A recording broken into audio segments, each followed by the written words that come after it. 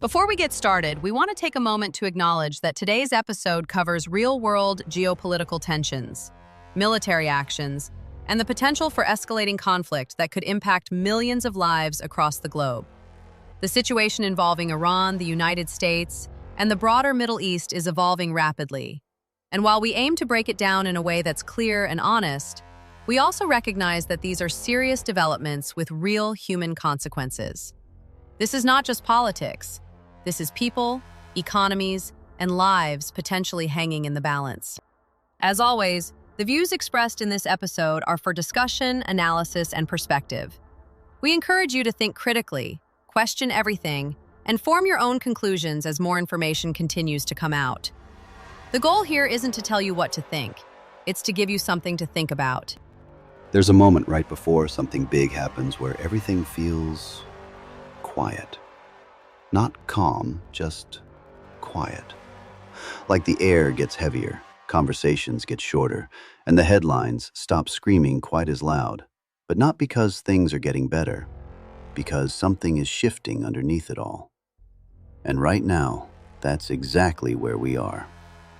The United States has positioned itself directly against Iran in a way we haven't seen in years, not through loud declarations of war, but through calculated moves, controlled pressure, and a presence that says everything without needing to say much at all. A naval blockade isn't a headline you just scroll past. It's a statement. It's not diplomacy, it's not negotiation, it's enforcement. It means lines are being drawn in real time, and the room for error gets smaller by the hour. And while most people are going about their day, work, bills, life, there's an entirely different game being played on the other side of the world, one that directly impacts everything from gas prices to global stability. Because when shipping lanes tighten and military warnings turn into standing orders, the ripple effect doesn't stay overseas. It hits your wallet, your job, and your future. And here's the part that doesn't sit right with a lot of people. It feels like we're being given just enough information to stay aware, but not enough to fully understand what's actually happening. You hear tension, you hear response, you hear positioning. But what does that really mean? How close are we to something bigger? Are we watching a situation being controlled, or one that's slowly getting out of control behind the scenes? Because history has shown us that the biggest moments don't always start with explosions. They start with quiet decisions that don't make sense until it's too late. So tonight, we're not just asking what's happening. We're asking what's not being said. Is this a strategic show of strength meant to prevent conflict? Or is this the early stage of something that's already in motion? Because if there's one thing we've learned, it's this. By the time it feels real to everyone, it's already been real for a while. And right now, it feels like we're standing in that exact moment. All right, let's bring in the crew tonight, because if there's ever a topic that's going to split the room, light a fire, and probably make at least one person question reality before we're done, this is it. We're talking about Iran. We're talking about military pressure. And we're talking about a situation that feels a whole lot bigger than what's being said out loud. So yeah, this one's going to get interesting real quick. Brian's in the building, and I already know where he's going with this. He's coming in full throttle, zero hesitation, probably halfway ready to deploy the entire fleet himself if you gave him the keys for about 10 minutes. He's going to be talking strength, dominance, don't blink first, and I guarantee at some point he's going to say something that makes you go, all right, that's aggressive, but also not entirely wrong. Classic Brian. Subtlety is not in the vocabulary, but conviction definitely is. Rachel's here, bringing what I'll call the hold on a second energy, because while everyone else is ready to sprint toward conclusions, she's going to slow it down, ask the questions people should be asking, and probably point out the part of this that doesn't quite add up. She's not buying headlines at face value, she's not jumping to worst-case scenarios, but she's also not ignoring the fact that something real is happening here. She's going to walk that line between concern and clarity, and honestly, that's probably where most people actually sit, whether they admit it or not. Daniel's ready. which means somewhere in the middle of this conversation, we're about to take a turn into wait, what territory? And I mean that in the best way possible. Because while everyone else is looking at what's happening on the surface, Daniel's already 10 layers deep asking who benefits, what's being coordinated, and what we're not being told. He's going to connect dots that may or may not exist, but I'll tell you this, every once in a while, he hits something that makes the whole room go real quiet. And then there's Skylar. And you already know she's not letting any of this go unchecked. She's coming in from the other side of the aisle, pushing back on the narrative, questioning the motives, and probably calling out what she sees as overreach, escalation, or straight-up unnecessary tension. Where Brian sees strength, she might see provocation. Where Daniel sees hidden strategy, she might see dangerous assumptions. And that back and forth, that friction, that's where this conversation actually gets real. And me, I'm right in the middle of it tonight. Because this isn't just another headline. This is one of those moments where you can feel something building, even if you can't fully see it yet. So we're going to break it down. We're going to challenge it from every angle. And by the end of this, you might not have all the answers, but you're definitely going to be asking better questions. All right, let's get into it. Because this isn't one of those stories you can just brush past and come back to later. This is happening right now, in real time, and the implications of it are a lot bigger than what most people are being told. The United States has effectively drawn a hard line with Iran through a naval blockade, something that doesn't get thrown around lightly. And at the same time, you've got warnings being issued that any aggressive movement from Iranian forces will be met with immediate force. Now, on paper, that sounds like control. It sounds like strategy. It sounds like we're holding the line and keeping things contained. But history has a funny way of showing us that when you start stacking pressure like this, military presence, economic pressure, public warnings, it doesn't always stay contained. Sometimes it holds, and sometimes it's just the beginning of something bigger. And what makes this even more complicated is how quiet it feels, compared to how serious it actually is. You would think something like this would dominate every headline, every conversation, every network. But instead, it's almost like it's sitting just under the surface. Mentioned but not fully explained. Covered but not deeply explored. And that's where people start asking questions. Because when something this significant feels managed, it raises the possibility that either this is a calculated move designed to prevent escalation, or it's part of a situation that's already further along than the public realizes. And if that's the case, then we're not watching the beginning, we're somewhere in the middle. So here's the question we've got to start with tonight. And Brian, I'm coming to you first on this. When you look at what's happening right now, do you see this as controlled strength? A necessary show of force to keep things from getting worse? Or does this feel like the kind of pressure that eventually forces a response, whether we're ready for it or not? Because there's a difference between preventing conflict and setting the stage for one. And right now, it's getting harder to tell which one we're actually looking at. Look, I'm going to say this straight because dancing around it is exactly how situations like this spiral out of control. What we're seeing right now is strength, and it's the kind of strength that should have been shown a long time ago. You don't deal with a regime like Iran by hoping they'll play nice. You don't wait and see, and you definitely don't lead with hesitation. A naval blockade isn't reckless, it's a message. It says, we're not guessing, we're not negotiating from weakness, and we're not backing up. Because the reality is, the moment you start second-guessing yourself on the world stage, the other side doesn't calm down. They lean in. They test you. They push harder. And then all of a sudden, you're not preventing conflict anymore. You're reacting to it. So yeah, this feels aggressive, but sometimes aggressive is exactly what keeps things from getting worse. Now, with that said, I'm not blind to the risk here, because pressure like this doesn't exist in a vacuum. You stack military presence, you tighten economic screws, you issue warnings, and eventually the other side has to decide whether they're going to back down or push back. And that's where things get real. Because if Iran decides to test that line, even just a little, you're not talking about headlines anymore, you're talking about action. And once that first real move happens, you don't get to rewind it. That's the part people need to understand. This isn't a game of strategy on paper. This is real-world consequence. So do I think this is necessary? Yeah. Do I think it's controlled? Right now, yes. But the margin for error just got a whole lot smaller. And if anyone miscalculates, even slightly, this thing doesn't stay controlled for very long. Brian, that's exactly why this story makes people uneasy. Because what you're saying makes sense on paper. There is a real argument for strength, for drawing a line, and for making sure a hostile regime knows the United States is not going to sit back and play defense while the threat keeps growing. I agree with you on that part. Weakness invites pressure, and hesitation can absolutely make things worse. But where I think this gets uncomfortable is that strength only works as long as everybody involved understands the line the same way.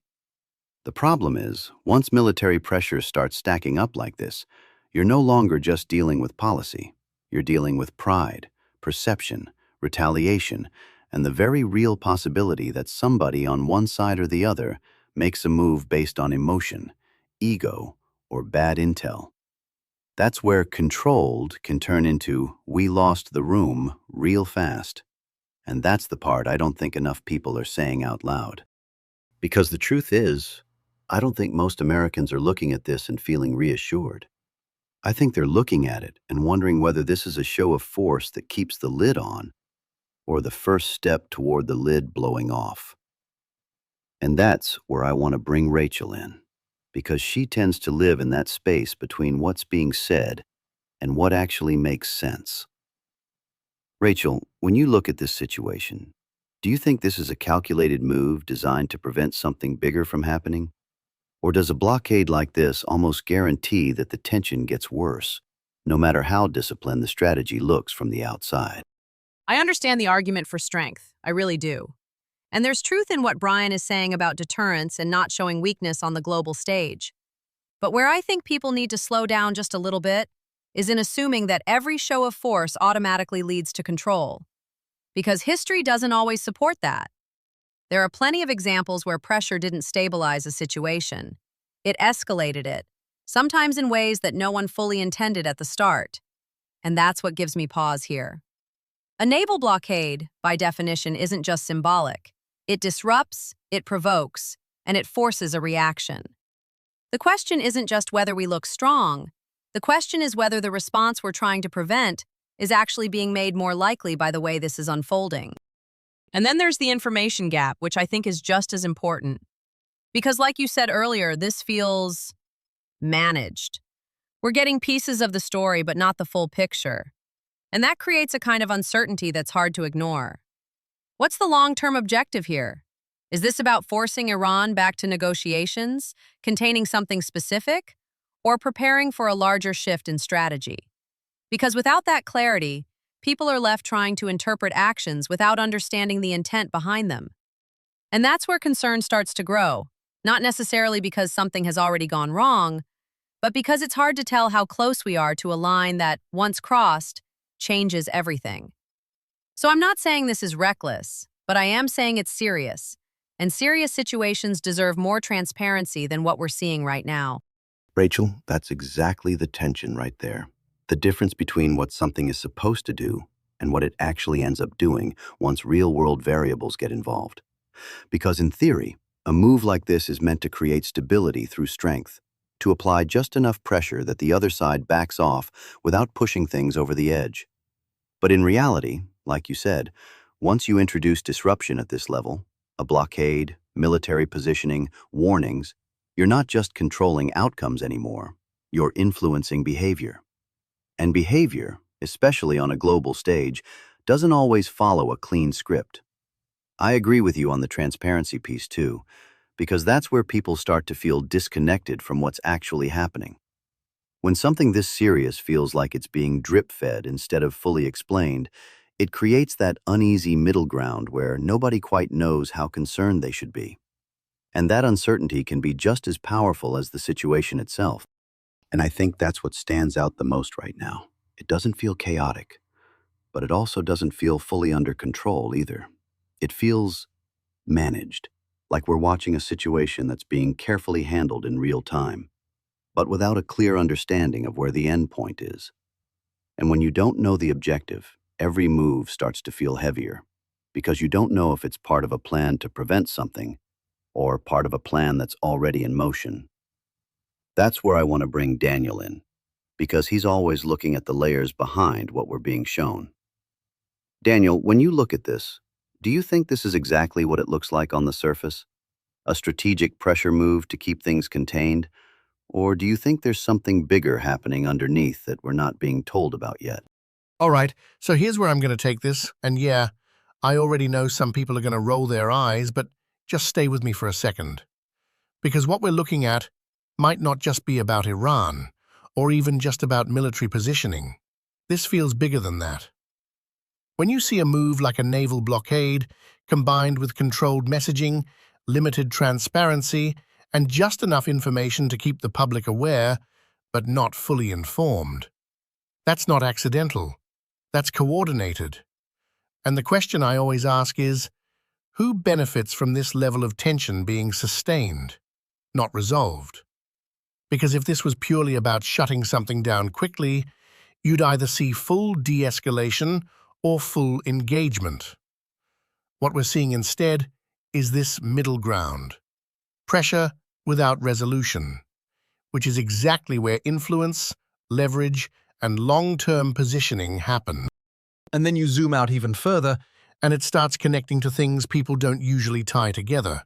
Energy markets, global alliances shifting, economic pressure points, even domestic distraction. Because when something like this is happening overseas, it doesn't just stay in that region. It moves through oil prices, it moves through trade routes, it moves through policy decisions back home. So yeah, maybe this is about Iran on the surface, but underneath it, this could just as easily be about reshaping leverage globally while the public is focused on the immediate tension. I'm not saying there's some master plan where every piece is perfectly controlled, but I am saying this doesn't feel random. It feels like a situation being managed in layers, where what we're seeing is only the part we're supposed to see, and the real decisions are happening somewhere a lot quieter than the headlines. Daniel, I'll say this. You always take it one level deeper, and whether people agree with you or not, you're hitting on something that a lot of people feel but can't quite put into words. Because when a situation looks this controlled on the surface but carries this much weight underneath, it naturally raises the question of what else is tied into it. I don't know if I'm fully sold on the idea that this is some perfectly layered strategy playing out behind the curtain, but I do agree with you on one thing. This doesn't feel random. Moves like this don't just happen in isolation. There are too many variables, military, economic, political, for this to be a one-dimensional situation. And when you start connecting those dots, even loosely, it does make you step back and ask whether what we're seeing is the full picture, or just the part that's meant to keep the public oriented while bigger decisions are being made elsewhere. But here's where I think the balance comes in, because it's easy to go too far in either direction. On one side, you've got people saying this is all perfectly controlled, nothing to worry about, trust the process. On the other side, you've got the idea that everything is part of some larger, coordinated strategy that the public isn't meant to fully understand. And the truth probably sits somewhere in the middle. This is strategic, this is intentional, but it's also unpredictable. Because once you start applying this level of pressure, you're not just controlling your own moves anymore. You're reacting to someone else's. And that's the part that keeps this from being a clean situation. Because no matter how well you plan it, you can't fully control how the other side responds. And that's where things can shift fast. So Skylar, let me bring you in here because I already know you're going to challenge this from a completely different angle. When you look at what's happening right now, the blockade, the military positioning, the warnings, do you see this as necessary pressure to prevent something worse? Or do you see this as the kind of escalation that risks creating the very conflict it's supposed to avoid? Because depending on how you view it, this is either controlled strength or a dangerous line that we may already be closer to crossing than people realize. I'm going to be honest. I don't see this as controlled strength. I see this as escalation dressed up to sound responsible. Because when you strip away the language, positioning, deterrence, pressure, what you're left with is a military move that restricts another country's access, threatens force, and raises the stakes for everyone involved. A naval blockade isn't neutral. It's aggressive by definition. And historically, actions like that don't reduce tension, they increase it. And what concerns me is how quickly people jump to framing this as necessary, without really questioning what the long-term consequences look like. Not just militarily, but for civilians, for global stability, and for the people who are going to feel the effects of this without ever having a say in it. And then there's the part that keeps getting overlooked in conversations like this. The human cost and the ripple effect. Because while we're debating strategy and strength, there are real people in that region who are now living under the pressure of potential conflict escalating. And there are people here at home who are going to feel it through rising costs, economic instability, and uncertainty. We've seen this pattern before. Decisions made at the top, justified as necessary, and then years later, we're still dealing with the consequences. So from my perspective, this isn't about being soft or weak. It's about recognizing that escalation isn't a clean tool. It's unpredictable. And once it starts moving, it doesn't always stop where you intended it to. And that's why I think this deserves a lot more caution than what we're seeing right now. Skylar, and that's exactly why this conversation matters. Because what you're saying is the part that doesn't get talked about enough when things are framed strictly as strategy and strength. You're right. A blockade isn't neutral.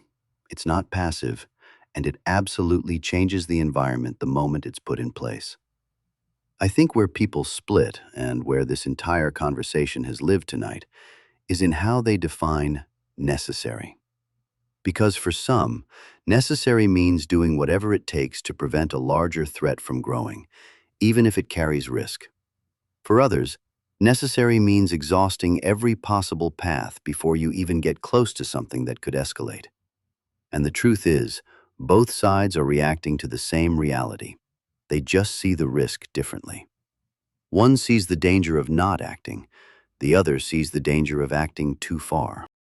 But I'll tell you where I land on this, and it's probably somewhere right in the middle of everything we've heard tonight. I do believe this is strategic. I don't think this is random, and I don't think this is being done without intention. But I also don't think this is as controlled as it's being presented to the public. Because once you introduce this level of pressure, military, economic, psychological, you're no longer operating in a closed system. You're depending on another actor to respond exactly how you expect them to. And history has shown us that doesn't always happen. That's where things get unpredictable, and that's where situations that start as measured can turn into something a lot bigger, a lot faster than anyone planned. And I think that's the takeaway tonight. This isn't a clean situation. It's not black and white. It's not good versus bad. And it's definitely not something you can reduce down to one headline or one narrative. This is layered. It's evolving. And whether you see it as strength, escalation, or something happening behind the scenes, one thing is clear. This matters. And it's not as far removed from your life as it might seem. Because what happens over there doesn't stay over there. It moves through markets, it moves through policy, and eventually, it shows up right here at home. All right, we're going to take a quick turn here, reset the tone just a bit before we close this thing out. Because if there's one thing we've learned tonight, it's that the world might be getting heavier. But that doesn't mean you can't still enjoy the little things in it. All right, if you've been riding with us through that conversation, and yeah, that was a heavy one, this is where we take a quick step back and bring it down to something a little more grounded, something you can actually control. If you haven't checked it out yet, the Data and Dissonance merch store is officially live, and it's built for exactly the kind of people listening right now. the ones who think for themselves, question what they're told, and aren't afraid to stand on their own perspective. We're talking everything from hoodies and tees to hats, mugs, and stickers, all designed to represent the mindset behind this show. Speak truth, stir thought. And of course, we've got the coffee lineup ready to go too. Because let's be real, if you're keeping up with everything happening in the world right now, you're gonna need it. Whether you're into the lighter, smoother High Lakes light roast, the balanced Rock Creek medium, or the bold, no-nonsense Bitterroot dark French roast, there's something there to match your pace, no matter how you start your day. So if you want to support the show, represent what we're building here, and get something real out of it at the same time, head over to the merch store and check it out. data-and-dissonance.printify.me. Now, let's bring it home. You know, what stands out to me the most after everything we just talked about tonight isn't just the situation itself, it's how familiar this feeling is. Not the exact details, not the exact players, but the feeling. That sense that something important is happening, something that could shape a lot more than what's being said. And yet most people are left trying to piece it together from fragments. A headline here, a statement there, a shift in tone that doesn't quite match the weight of what's actually unfolding. And that disconnect, that gap between what's happening and what people fully understand, is where uncertainty starts to live. Because whether you see this as strength, escalation, or something happening behind the scenes, there's one truth that cuts across all of it. This isn't isolated. This isn't some distant situation that has no impact beyond a map on the other side of the world. What happens in moments like this moves outward. It hits energy markets, it affects cost of living, it shifts global relationships, and eventually, it shows up in ways people can't ignore anymore. And by the time it reaches that point, it's already been in motion for a while.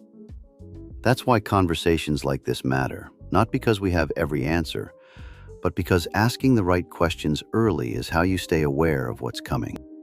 And I think that's where people are right now. They're not necessarily panicked, but they're paying attention.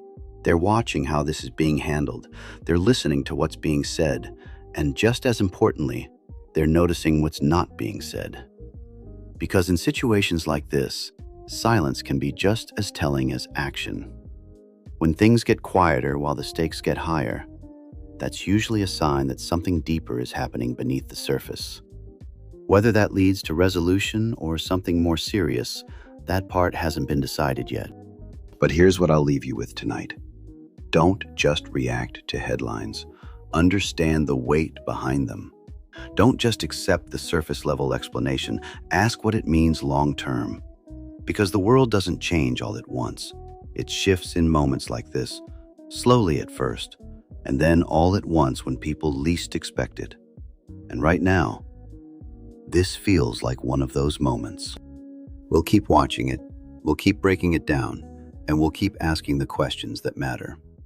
Remember to speak truth. Stir thought. Tonight's episode is brought to you by the Caleb Rourke Thriller series, a story that lives in the same kind of tension we've been breaking down all night, where the truth isn't obvious, the stakes are real, and every decision carries weight. If you haven't jumped in yet, start with the Covenant Protocol, then move into the Prophet Directive, and now continue the story with Black Echo Rising, which is officially out and takes everything to the next level as the pressure builds and the bigger picture starts to come into focus. And if you want to carry that same energy beyond the episode, the music is out there too. Whether it's the raw, gritty tone of Uncaged or the more grounded, storytelling feel of Four Wheelers and Hallelujah, it's all built around the same idea. Real life, real emotion, and something you can actually connect to. You can find all the links for the books, the music, and everything we've got going on right now right in the episode description. Because whether it's through stories or sound, it all comes back to the same thing: seeing the world for what it really is.